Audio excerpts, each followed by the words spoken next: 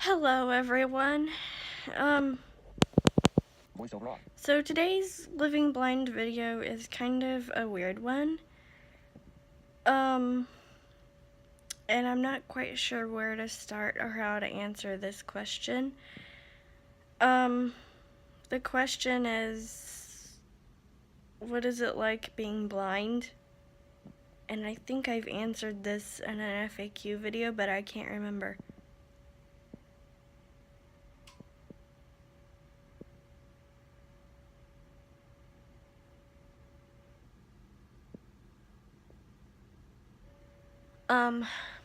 So, sorry about that. I thought I was gonna have to sneeze, but I didn't.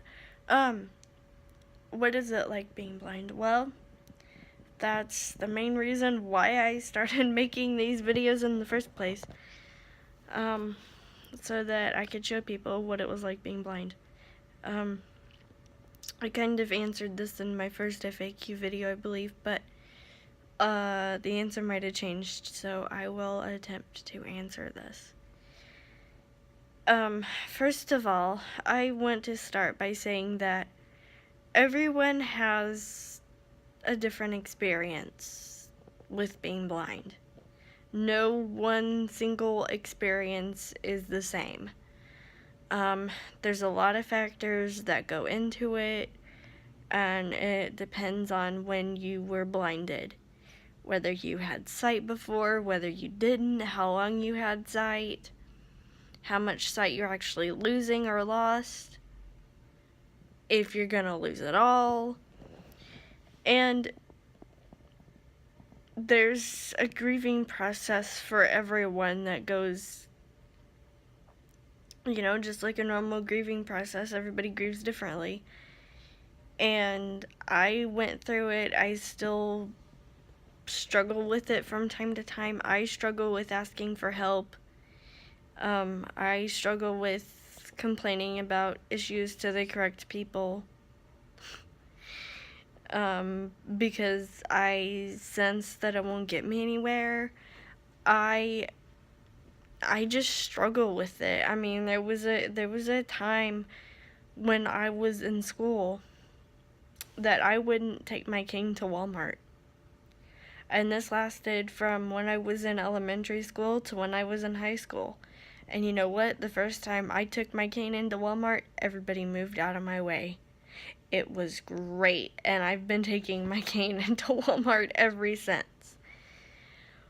But, a lot of people struggle with that. They think, oh, well, so-and-so's gonna make fun of me because I have a white cane. And that's just not true. And if they do, so what?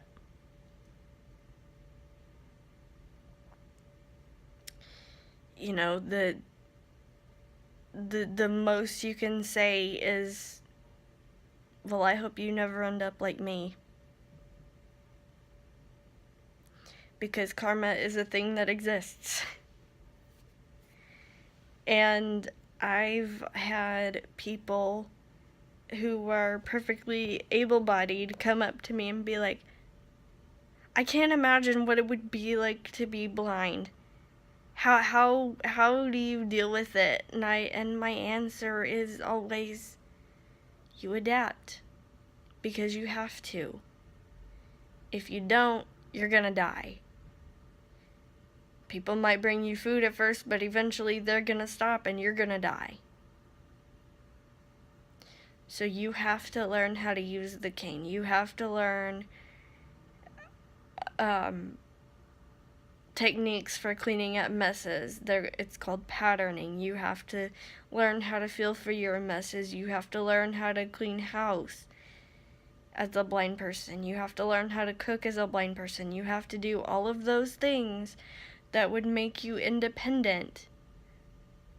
Even if you knew how to do them before you were blind, now you have to learn how to do all of those things as a blind person. In addition to learning how to get around, transportation-wise, traveling. And if you're not in a good area for transportation, it's going to be really hard for you. It's going to be hard for you to get from point A to point B because there is no transportation unless you hire a driver and you pay that driver to take you from point A to point B all the time.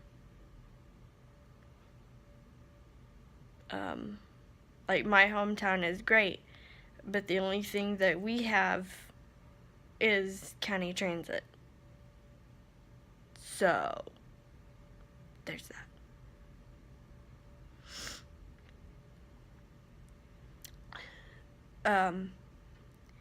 You know, and sometimes, depending on your needs, Braille is an option for you if you want to learn how to read and write again. You know, as a blind person. Sometimes, though, it's not an option for people, you know, but it's based on their needs, or it should be. That's how I feel. Because sometimes you are unable to feel with your hands or whatever, so it wouldn't be a good fit for you.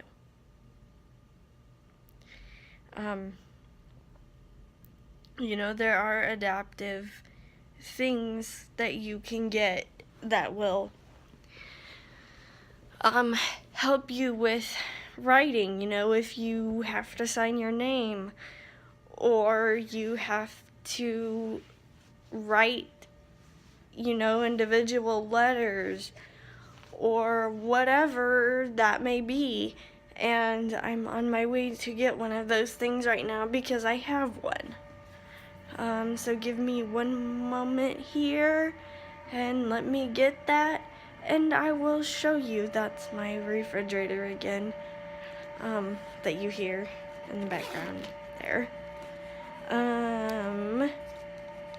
Alright, so this is a letter guide, and it's also called a signature guide.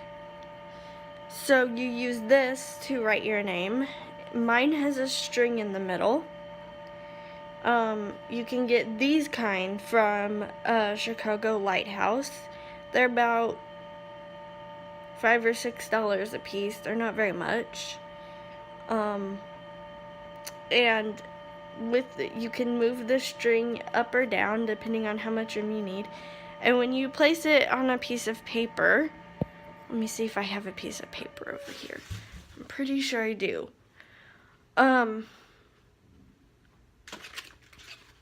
Yes, I do. I'll place it on this envelope. I'll place it. Okay. Alright, I'm gonna get this sign and I'm gonna place it right here. And I know that's not facing the right way, but that's okay. We don't need to know what the sign says. Okay, so I'm placing it on this piece of paper. And the wide portion of the guide faces you. So the part with the writing on it, on the bottom, faces you, the wider portion. And this side is the rubber side, and it actually sits on the paper. It goes on the paper so that the guide doesn't slip or slide around while you're writing. And you can move this string up, all the way up like that. You can move it kind of down. You can move it down further. You can move it down further. You can even put it all the way down here so that you can write up here. And you put it where the line is supposed to be is basically how you put the string. So wherever your signature is supposed to be is how the string is supposed to go. And that's one way that you can write your name. That's what I use it for, is to be able to write my name. Every blind person should have a signature that's uniquely yours, even if you don't write all the letters. Another thing that I think people can't grasp is the fact that you will eventually know your way around your space. Sometimes you may trip over things, like I tripped over the trash can going over to find a piece of paper a while ago. And that's perfectly fine. Everybody trips over something at some point in their life. Um, I am extremely organized so that I can find what I need to find when I need to find it. My family is not, and it drives me absolutely insane that they are not as organized as me. But not every blind person is that way. I am, because I don't want a tripping hazard. I don't want to fall over my own stuff. Also, once you know your way around your room, blind people use, okay, how we do this is blind people use kind of the same type of thing that bats use called echolocation, and we can tell the difference. Like, I know right now that I'm standing in a doorway based on how my voice sounds. And if you listen and you're quiet and you can do this, you can tell the difference between a wall, a corner, a doorway, based on how the air sounds coming through them. So like right now, I know that I'm standing in a doorway. And if I go over here without looking at it, I know that I'm standing in a corner based on how it sounds. So my voice, the air, tells me that I'm standing in a corner. And once you know that, that will help you when you travel also, because you'll notice different sounds. And you know, I think that people depend on their sight for everything, and they panic that they're not going to be able to get around, but the reality is all of your other senses, your sense of smell, your hearing. Like, close your eyes. Can you tell me which bathroom I'm in right now?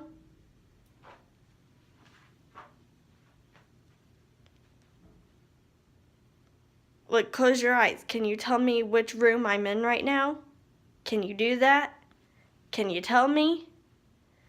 I'm in the outside part of my bathroom. Did you know that? Do you know what room I'm in right now? Without looking at this video, can you tell me what room I'm in right now? I'm in the bedroom part. And it takes practice. It does. But you know what? Losing your sight isn't that huge of a deal. It's really not. The only bad thing is that you can never drive again. But honestly, if you live in a big enough place, you'll have transportation options. You know, you'll have Uber, you'll have Lyft, you'll have taxis, you'll have friends, you'll have family. You'll have paratransit, which is transportation for blind and visually impaired people. You'll have a driver you can hire. You'll have whatever. I mean, you'll have transportation options. You'll even have buses if you live in a big enough place. So, you know, that's how you survive being blind.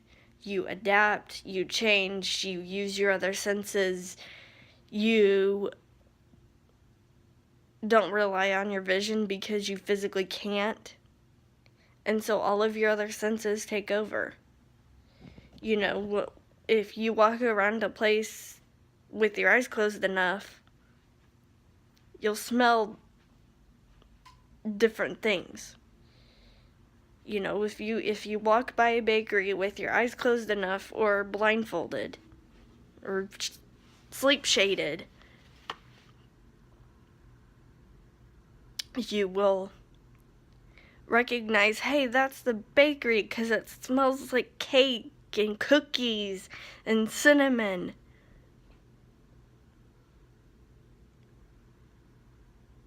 And you'll also be able to know where you are because, hey, the sidewalk is cracked this way, and there's a dry there's a driveway right here, so I have to turn this way to continue on with the sidewalk. And there's a car that's always parked right here. I mean, your other senses will pick up on all of this stuff. It's not like you're just not gonna survive.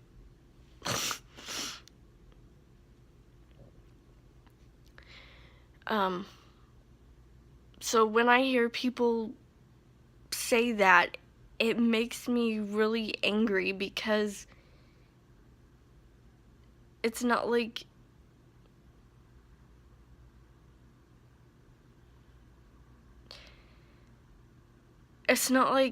you're not going to be able to live again. It's not like you're not going to be able to go out and be with your friends and go to that bar, go to that restaurant, go to that movie, go to that park, go to that museum, go to that wherever, go hiking. I mean, there are blind people who ski on a regular basis. There are blind people who kayak. There are blind people who play golf. There are blind people who play baseball. There are blind people who do everything else because they can, because they adapted to be able to do that. So when I hear people say, "Oh, well, I don't know how I'd survive if I was blind," it's not a compliment. It's actually a slap in the face. And it hurts.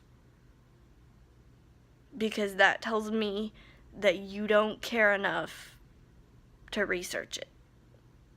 Because if you researched, you would find out that life goes on after blindness. It does. You adapt, you move on, you look for jobs, you get a job.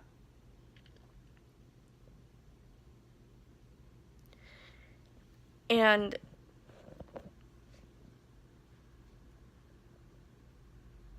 that's just how I feel.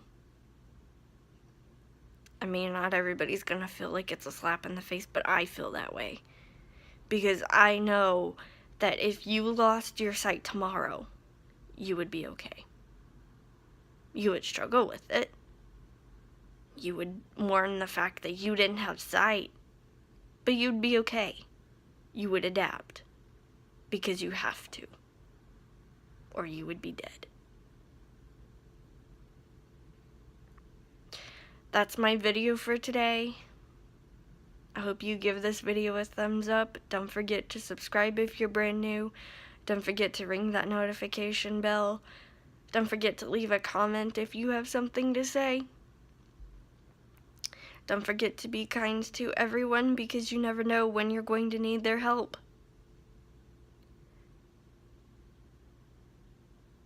Don't forget to like my Facebook page and follow me on Twitter,